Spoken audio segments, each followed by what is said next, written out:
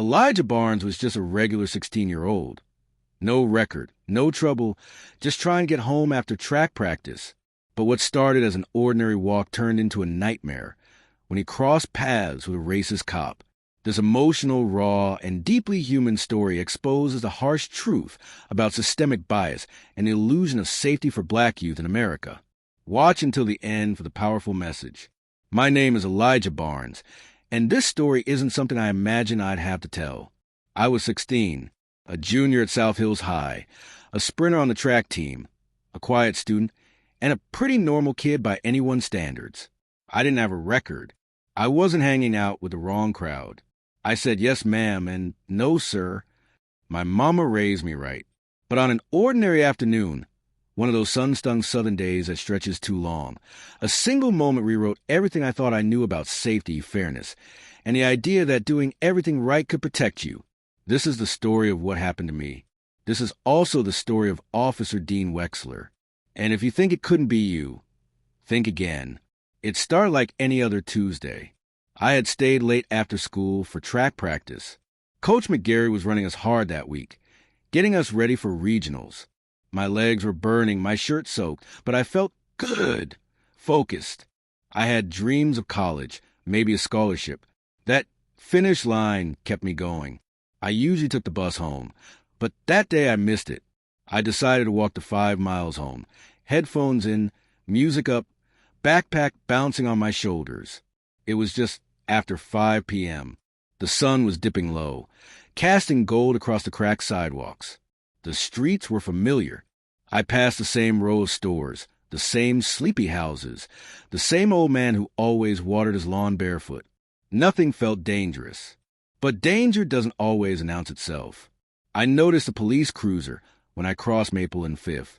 It was parked behind a corner gas station, engine idling, the windows dark. Something about it made the hair on my neck rise. I kept walking, head down, mind on home. Then came the rev of the engine. The cruiser pulled out slow, following me. I told myself not to panic.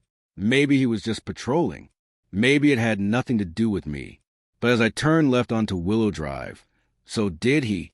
I slowed my pace, took out an earbud. "Excuse me," a voice barked behind me. "Stop right there." I turned. A white cop in sunglasses stepped out of the cruiser. Early 40s. Crew cut. Square jaw. His hand rested on the butt of his holstered gun. "Where you headed?" he asked. "Home, sir," I replied, trying to keep my voice calm. "Where's home?" "East Side on Colonial." "Got ID on you?" I reached for my backpack. "Slow," he snapped, stepping closer. "Hands where I can see them." My heart skipped. I froze. "What's the problem, officer?" I asked. "You match a description," he said vaguely. "We had a report of a suspicious person in the area." Suspicious. That word again. It always meant us. "Officer," Wexler told me to sit on the curb. I obeyed. He radioed something in, then approached with his hand still near his gun. He emptied my backpack, dumped my notebooks, my gym clothes, my calculator onto the concrete. He asked where I went to school, what I was doing out so late, if I had any affiliations. I told him the truth. "I run track, sir. I'm not in any trouble." He didn't say anything. Instead, he called for backup. I sat there for 20 minutes under the sinking sun, cars passing, neighbors glancing. No one stopped. No one asked questions. Then another cruiser arrived. Another white cop, bigger, more silent. They whispered together behind their squad cars. I saw Wexler glance my way, shake his head, and laugh. Then he turned and walked toward me. "Stand up," he said. I stood. "You're resisting arrest." "What?" "Put your hands behind your back." I didn't do anything. That was all it took. The shove came fast. Then the pavement. Then the knee in my back. Then the snap of plastic cuffs. And then, like static in my ears, came the screams from me. They put me in the back of the cruiser, like I was dangerous. I tried to ask what I was being charged with. No one answered. At the station, they fingerprinted me, took my shoelaces, made me sit in a holding cell for hours. I watched the clock tick past 9 p.m. No call, no food, no explanation. Eventually, a black officer came by. He looked at me with tired eyes. "You the kid from South Hills?" I nodded. He sighed. "They're saying you might be involved in a break-in 2 streets over, but there's no footage.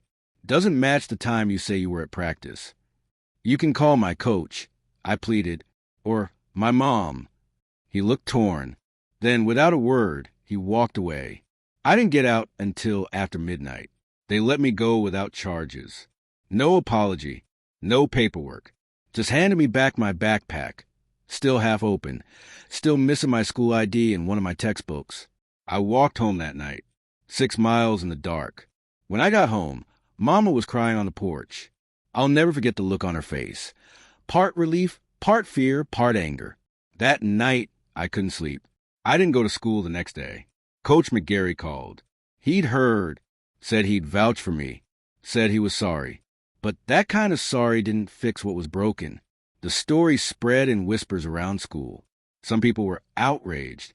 Some shrugged it off, said I shouldn't have been walking alone, or that maybe I did something I'm not saying. That's what hurt most, because what I learned that day wasn't just about Officer Wexler. It was about the system that created him. It was about the people willing to look the other way. It was about how quickly someone like me, Elijah Barnes, honor roll student track star, could be turned into a suspect simply by walking home. If you think it couldn't be you, think again. That's the lie they sell to keep the rest of us quiet. That if you follow the rules, stay in line, wear your pants high, speak respectfully, smile politely, you'll be safe. But the truth is, for some of us, the rules don't matter. To them, my skin was already a threat. To them, my presence was already a crime. And until we change the way we see justice, the way we define safety, the way we allow fear to dictate policy, then no, it doesn't matter how good you are, because it can be you. It was me. And next time, it could be someone you love. If this story moved you, made you think, or open your eyes, hit that subscribe button. These are the stories they don't want told, but we're telling them, one voice at a time.